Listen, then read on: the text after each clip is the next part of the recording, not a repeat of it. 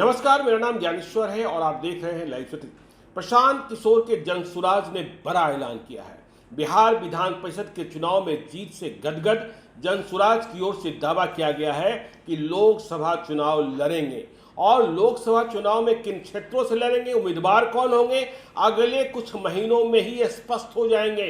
मतलब अगले कुछ महीनों में जनसुराज के उम्मीदवार जिन्हें लोकसभा चुनाव 2024 लड़ना है वे क्षेत्रों में दिखने लगेंगे। और इसके साथ ही यह भी दावा किया गया है कि 2025 का बिहार विधानसभा चुनाव बहुत ही निर्णायक होगा।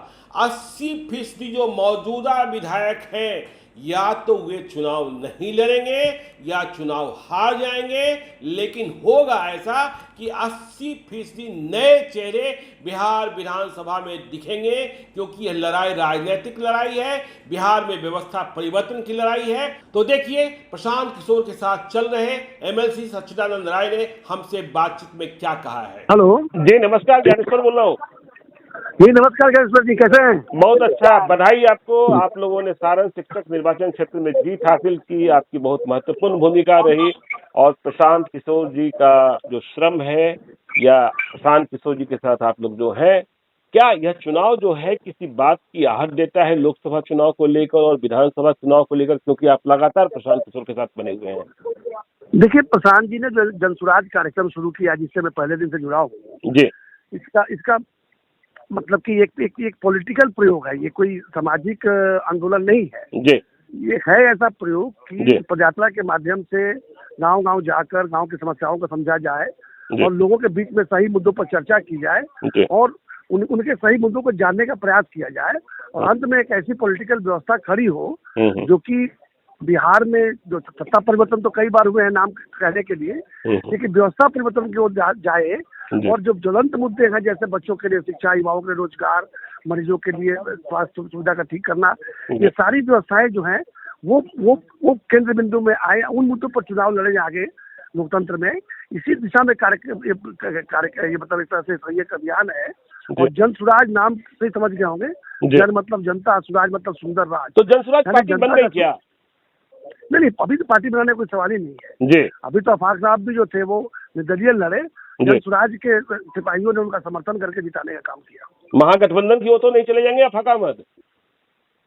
नहीं जाएंगे, नहीं जाएंगे। एक बार जनसुराज ही रहता है ना, फिर वो उसका कैरेक्टर दूसरा हो जाता है, वो लोग समझ नहीं पाएंगे। अच्छा, महागठबंधन के लोग और एनडीए के लोग समझ नहीं पाएंगे।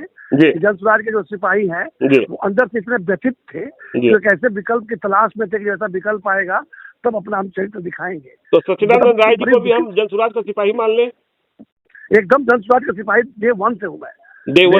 प्रथा थी ना कि सदन में जाकर कुछ करने को नहीं मिल रहा था, तो तब पक्ष में रहिए तो मेज थपथपाइए, विपक्ष में रहिए तो हल्ला गुल्ला कीजिए और जनता के बीच जाके गाली सुनिए। तो जब तक आपके हाथ में कोई ऐसी शक्ति नहीं आएगी कि आप व्यवस्था परिवर्तन कर सके, तब तक हमारे चुनाव जीतने का क्या मतलब होता है? तो आपने तो बीजेपी को हरा दिया। प्लेटफॉर्म खोज में था जी, आपने बीजेपी को हराया अपने चुनाव में। इस बार आप लोगों ने मिलकर बीजेपी और महागठबंधन दोनों को हरा दिया। क्या बिहार में तीसरा मोर्चा बनाने की ओर जनसुराज बढ़ रहा है?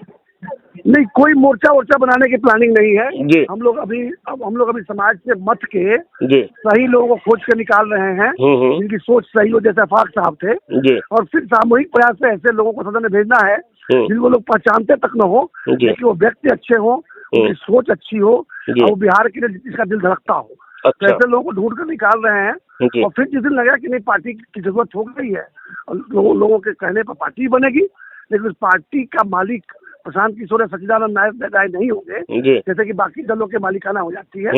उस पार्टी के मालिक वही लोग होंगे जो पार्टी को बनाएंगे और ये उनकी संख्या लाखों में होगी। तो आप लोग का संगठन कितने जिलों में खड़ा हो चुका है? देखिए, संगठन तो देखिए धीमी आंच में खड़ा होता है। आंदोलन से आप कुछ काट के गिरा सकते हैं। जैसे पेड़ हो तो काटना होगा तो बहुत जल्दी से काट सकते हैं, लेकिन अगर पेड़ को खड़ा करना हो तो जितना समय चाहिए उतना समय से देना पड़ता है। उसी तरह से पूरे व्यवस्था परिवर्तन की बात हो रही है, लोगों के सोच परिवर्तन की बात हो रही है, मत कर सही लोगों को निकालने की बात हो रही है। इसमें हमने कोई समय सीमा नहीं रखा है, जितना समय लगेगा दिया जाएगा। अच्छा, ये बताइए, अब तो आने वाला चुनाव लोकसभा चुनाव है, तो बिहार की 40 सीटें हैं। आपने बिहार विधान परिषद के चुनाव में प्रयोग कर लिया, आप एक जगह जीत गए, दूसरी जगह तीसरे या चौथे स्थान पर रहे मगध में। तो लोकसभा चुनाव में भी आपकी धमक दिखाई पड़ेगी जनसुराज? देखिए, अगर एक राजनीतिक व्यवस्था को बदलने की दिशा में हमने कदम बढ़ाया है जी, तो निश्चित रूप से लोकसभा और विधानसभा के चुनाव तो लड़ेंगे ही। लड़ेंगे। कब लड़ेंगे, कैसे लड़ेंगे, कितनी सीटों पर लड़ेंगे? जैसे इस बार जी। हम लोगों ने तय किया था कि हम एक ही सीट पर लड़ेंगे, क्योंकि यही एरिया है, जी। सारण चंपारण एरिया है जहाँ पर प्रशांत किशोर जी ने जनसुराज पदयात्रा की थी। फिर इसी एक दिन बैठे थे तो हम लोग के दिमाग में आया कि तो एक प्रयोग किया जाए। प्रशांत किशोर जी शाहाबाद से आते हैं, उनके पिताजी का भी कर्म क्षेत्र रहा, इनकी जन्मभूमि भी रही है, तो क्यों ना एक बार देखा जाए कि केवल नाम से हमें कितना वोट मिलता है। और इसी यही सोचकर वहाँ एक कैंडिडेट को समर्थन दिया गया। ऐसा नहीं कि हम लोगों ने वहाँ कैंडिडेट, यहाँ तो आश्वस्त थे कि जीतेंगे, वहाँ के लिए हम एक प्रयोग कर रहे थे और लग रहा था जो चुनाव आप होते हैं सबको लगता है कि हमारी बड़ी चीज बहुत अच्छा जा रहा है, तो प्रशांत अच्छा जा रहा था और यही कारण 18-19 वोट भी मिले। जी, प्रशांत किशोर अपने, मेरा कहना है प्रशांत किशोर अपने घर में हार गए, सचिदानंद राय के घर में जीत गए। नहीं, ऐसा नहीं है। प्रशांत किशोर जी अपने घर में कांस्य पदक ले आए और जहाँ पर कार्य किया था वहाँ स्वर्ण पदक ले आए। अच्छा, ठीक और है। यहाँ उनके साथ में सचिदानंद राय जैसा मजबूत साथी भी था, तो स्वर्ण पदक के बारे में आश्वस्त थे। और वहाँ चूंकि एक प्रयोग कर रहे थे तब भी कांस्य पदक कोई छोटा मोटा चीज नहीं रहा, बाकी तो पीछे ही रहना, तो 2 दल उनसे आगे रहे और 18-19 लोगों का विश्वास मिलना, वो भी जबकि कमांडर जो है पदयात्रा कर रहा हो सारण चंपारण में और एक बिल्कुल नौसिखिया खड़ा हुआ हो, ये अपने आप में बताता है कि उनके गृह जिला ने भी आधे लोगों का समर्थन खरीद दिया है। तो सचिदानंद राय को हम महाराजगंज में तो देख रहे हैं ना 2024 में।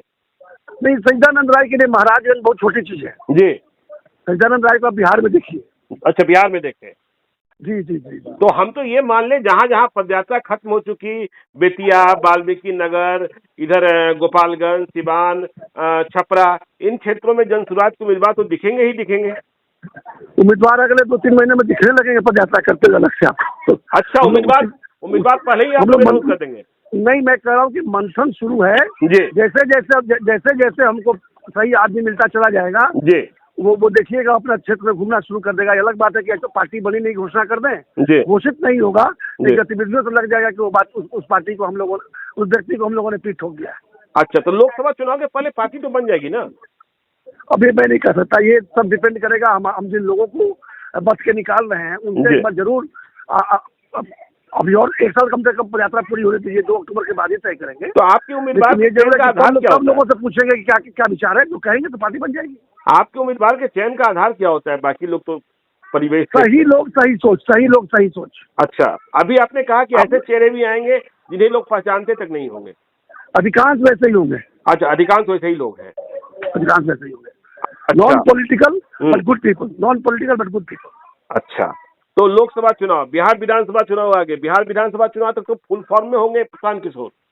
बिहार विधानसभा का मेरा, हालांकि मैं बंसवानी विश्वास नहीं करता जी, लेकिन जो मेरा कैलकुलेशन कर रहा है, मतलब गणित की बात कर रहा हूँ, गणित ये कर रहा है कि कम से कम 80% ऐसे चेहरे होंगे जो नए होंगे बिहार विधानसभा के 2025 में। अच्छा, 80% नए चेहरे होंगे। अच्छा, मतलब 20% में निपट जाएंगे ये महागठबंधन? नहीं, मेरा कहने का अर्थ ये है कि अगर उन लोगों को हमारे प्रत्याशियों से ठीक से लड़ना होगा तो गंदे लोगों को हटाकर सही लोगों को टिकट देना पड़ेगा, तभी टिकेंगे। अच्छा, मतलब उनके भी जो जीतेंगे उसी कैटेरिया के लोग होंगे जीतेंगे, वरना जो आज तक जो है आनुवंशिक चले आ रहे हैं उनकी स्थिति बहुत खराब होने वाली है आने वाले दिनों में। मतलब आप ये कहना चाहते हैं कि प्रशांत किशोर का जो आंदोलन है, प्रशांत किशोर की जो यात्रा है, प्रशांत किशोर की जो पार्टी है, वह 2025 में बिहार विधानसभा के 80% चेहरों को बदल देगी? चेहरे बदल देगी। अच्छा, बदल देगी। इस आंदोलन का नतीजा ये होगा कि 80% चेहरे बदल जाएंगे। अच्छा, इसमें से कितने हमारे समर्थित चेहरे होंगे ये चुनाव के 2 महीना पहले बता देंगे आपको। चलिए, तो बहुत बहुत बातचीत करने के लिए धन्यवाद। हम लोग आगे भी संपर्क करेंगे। आपकी यात्रा सफल हो। बिहार में यदि कोई बदलाव आता है बेहतरी के लिए तो अच्छी बात है। तो बहुत बहुत धन्यवाद। जी, बहुत बहुत धन्यवाद, बहुत बहुत धन्यवाद। तो आपने सुना सचिदानंद राय क्या कह रहे थे, प्रशांत किशोर के साथ चल रहे हैं और प्रशांत किशोर की रणनीति बनाने में महत्वपूर्ण भूमिका निभा रहे हैं। वे कह रहे हैं मैं भी जनसुराजी हो गया हूं, अब न मैं महागठबंधन न मैं बीजेपी, बिहार को बदलना है और मुझे सिर्फ महाराजगंज तक मत देखिए। तो आप देखते रहिए लाइव सिटीज को। यदि अब तक आपने हमारे यूट्यूब चैनल लाइव सिटी को सब्सक्राइब नहीं किया है तो जरूर कर लीजिएगा, और यदि इस वीडियो को फेसबुक पेज के माध्यम से देखें तो पेज को लाइक कीजिएगा, ट्विटर पर भी फॉलो कीजिए। धन्यवाद।